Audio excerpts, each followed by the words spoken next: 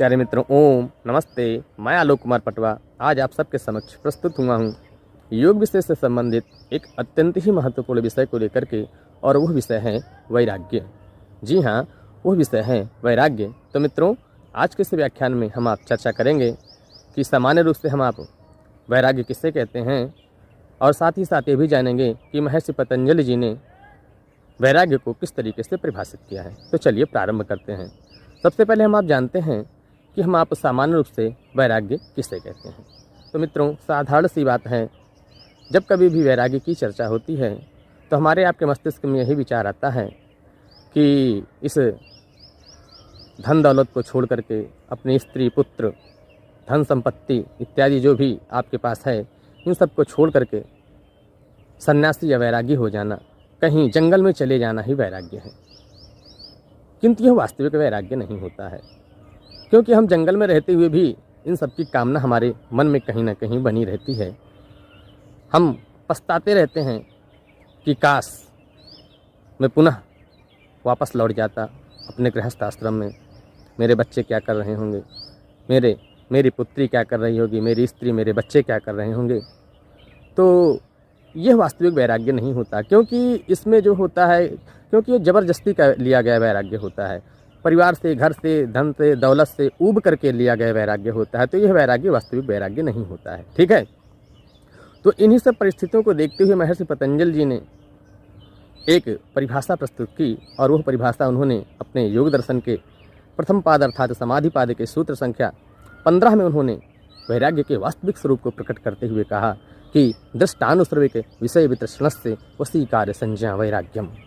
अर्थात जितने भी दृष्ट विषय हैं और जितने भी सुने हुए विषय हैं, यदि उन दृष्ट और सुने हुए विषय को हम मन से यदि त्याग दें, यदि हमारी इच्छा ही उनको प्राप्त करने की ना हो, तो वह वास्तविक वैराग्य होता है।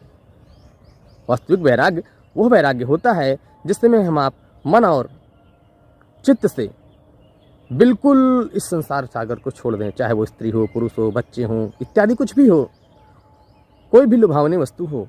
यदि हम उसको मन से यदि त्याग देते हैं और फिर उस त्यागने के पश्चात यदि हम निकल जाते हैं, तो पुनः उसकी स्मृति हमारे आपके मस्तिष्क में ना आए, ऐसे स्थिति को वास्तव में वैराग्य कहते हैं।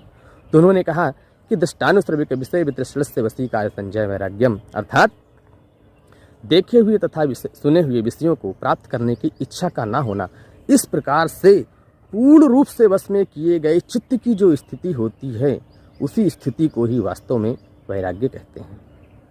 ठीक है, ये नहीं कि आप जबरदस्ती परिवार से ऊब करके, समाज से ऊब करके, अपने पुत्र पुत्री इत्यादि से ऊब करके आपने वैराग्य धारण कर लिया तो वो वैराग्य कहलाएगा। जो वास्तविक वैराग्य नहीं है।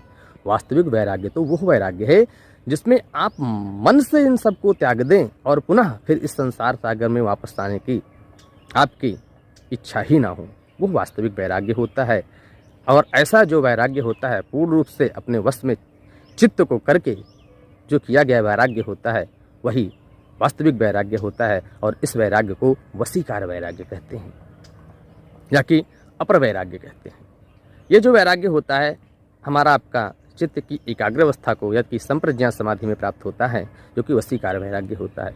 किंतु एक वैराग्य और होता है जो कि परम वैराग्य होता है, कि पर वैराग्य होता है, जो कि हमारा आपका असंप्रज्ञा समाधि में सिद्ध होता है।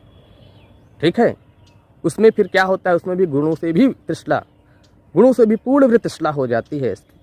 गुणों से अर्थात वही सत्य गुण बसता है। संप्रज्ञा समाधि के पश्चात तो केवल सत्य गुण बसता है, और फिर उस पर वैराग्य की अवस्था में, अर्थात जो असंप्रज्ञा समाधि की अवस्था होती है, उसमें हम आप सत्य गुण को भी त्याग देते हैं, फिर वह वैराग्य होता है, पर वैराग्य होता है।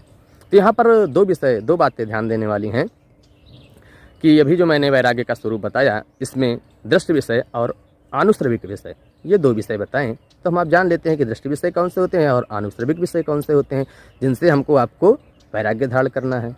तो दृष्टि विषय वे विषय होते हैं जिनको आपने ज्ञानेंद्रियों के माध्यम से अनुभूत किया है, ज्ञानेंद्रियों का उपयोग करके जिनको हमने आपने उपभोग किया है, वे विषय दृष्ट विषय होते हैं। यहाँ पर दृष्ट विषय से तात्पर्य ऐसे विषय सिर्फ उन विषयों से नहीं है कि जिनको हमने आपने अपने नेत्रों से देखा है, वही दृष्ट विषय नहीं होते हैं। दृष्ट विषय वे समस्त विषय होते हैं, वे समस्त बातें होती हैं, वह समस्त वस्तुएं दृष्ट विषय के अंतर्गत आती हैं, जिनको हमने अपने या कि एक योग साधक ने अपने ज्ञानेंद्रियों के माध्यम से अनुभूत किया है, साक्षात्कार किया है, उनका उपयोग किया है। वे समस्त विषय दृष्ट विषय के अंतर्गत आते हैं। तो अब जानते हैं कौन कौन से विषय हैं।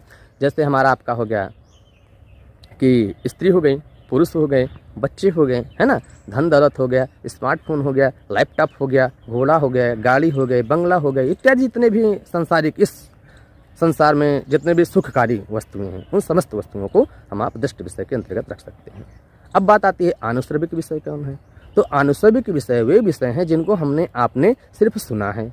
आनुश्रविक जिनको हमने आपने सुना है, किनके माध्यम से सुना है, ग्रंथों के माध्यम से सुना है, उनको पढ़ा है, उनको पढ़ करके जाना है, अपने ऋषि तथा मुनियों के वाणियों को सुन करके जाना है, आप तो पुरुषों याद किया कि महापुरुषों की वाणियों को सुन करके जाना है ना। वे समस्त विषय आनुश्रविक विषय के अंतर्गत आते हैं। अब जानते हैं विषय कौन कौन से। वे विषय हैं स्वर्ग की, है ना, स्वर्ग की प्राप्ति, नरक की प्राप्ति, है ना, या कि सोमरस इत्यादि की जो हमको आपको कहीं सुनने में मिलता है, ये सब क्या है, ये सब आनुश्रविक विषय हैं, अर्थात सुने हुए विषय हैं।